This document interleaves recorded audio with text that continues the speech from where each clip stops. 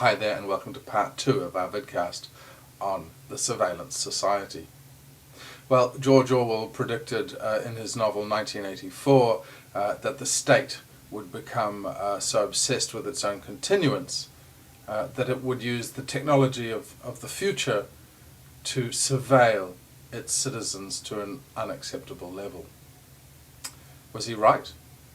Or are what we're seeing today in fact a surveillance society of a different sort, based on, if you like, a free market model?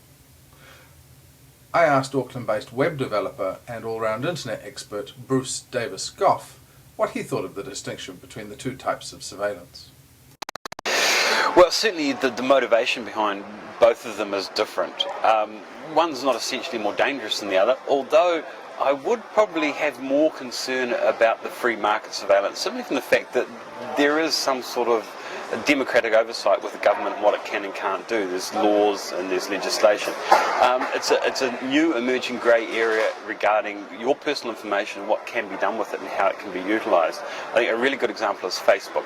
If you go and have a look through their privacy policy, basically your rights aren't that strong at all. They're collecting a whole lot of information. Let's face it, there's millions of people on Facebook and there's just swathes of information. And when you look at what people do on Facebook, how they set up their profile, how they name themselves, what photographs they put up, what events they sort of blog about, what groups they subscribe to, what applications they install, their general activities, all of those things combine to make a massive information about that person. And when you join Facebook, it's not like you realise that you're accumulating such a large quantity of information just about you. And if you multiply that by millions, then you've got a huge database of information. There's absolutely gold to any organisation that wants to market to it.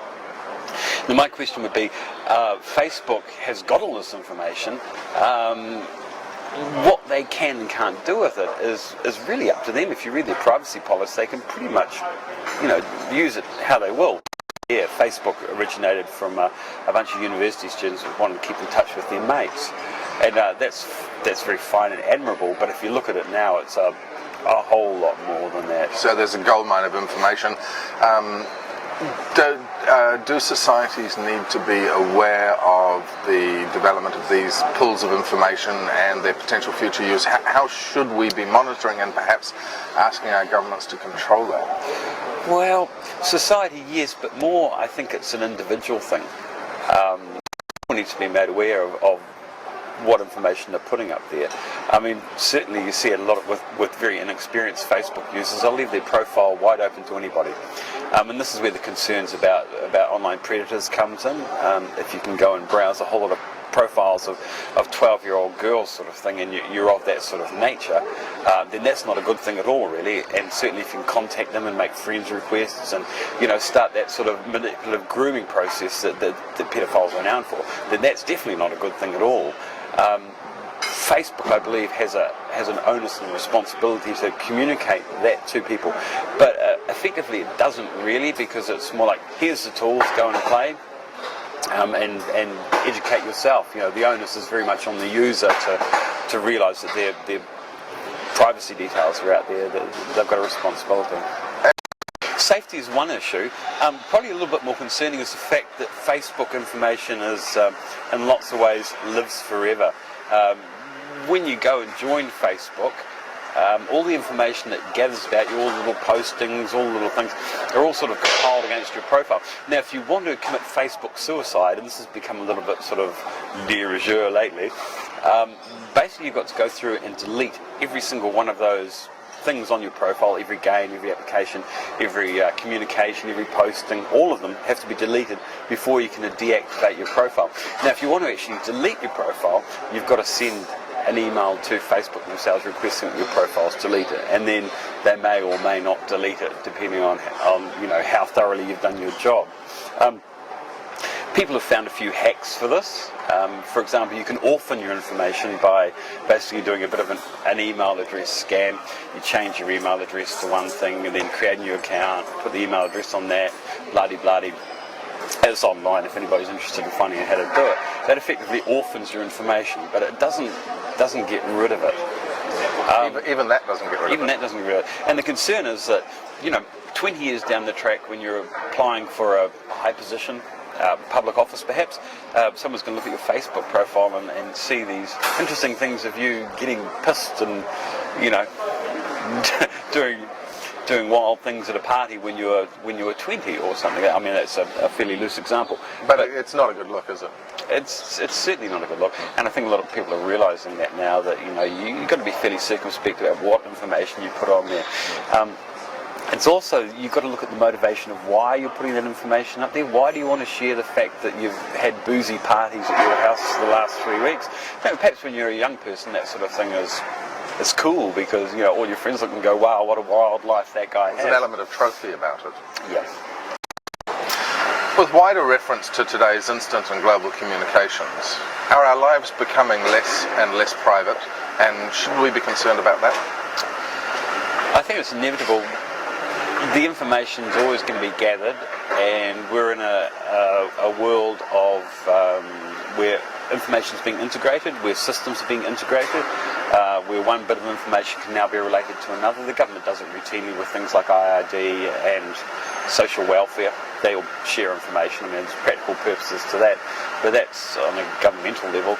But in other ways, yeah, your information's all being shared. Have you done a vanity search on your own name?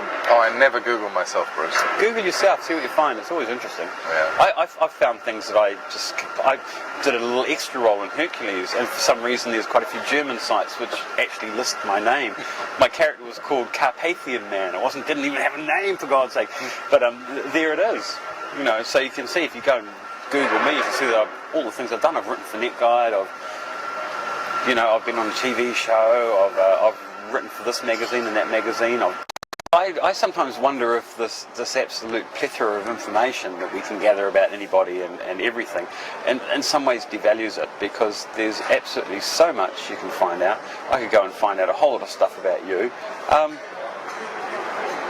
but I could do it about anybody, and in some ways it kind of cheapens and depersonalizes the world a lot, because we all become just a subset of data that anybody can look up.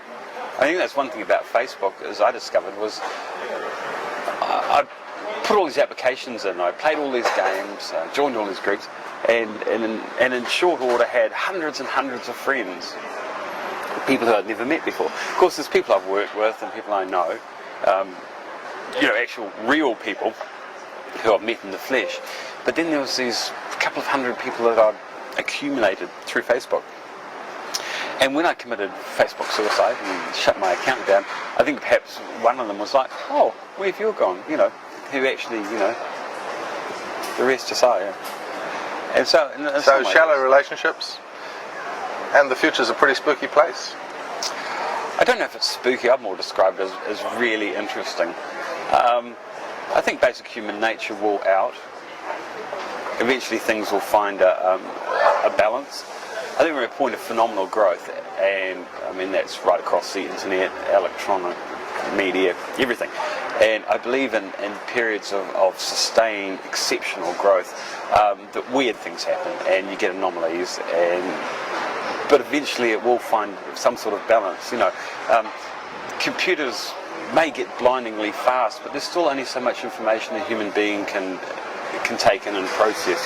You may have 600,000 friends on Facebook, but how many of them are you actually going to talk to? Are you going to actually, because you've seen Facebook, it posts all these things from what everybody's doing, and it just becomes a blur of information. It's that information overload thing. Do we live in the age of Babel, as one AUT academic has put it? We certainly do. Bruce Davis-Goff, thanks very much for your time. My pleasure.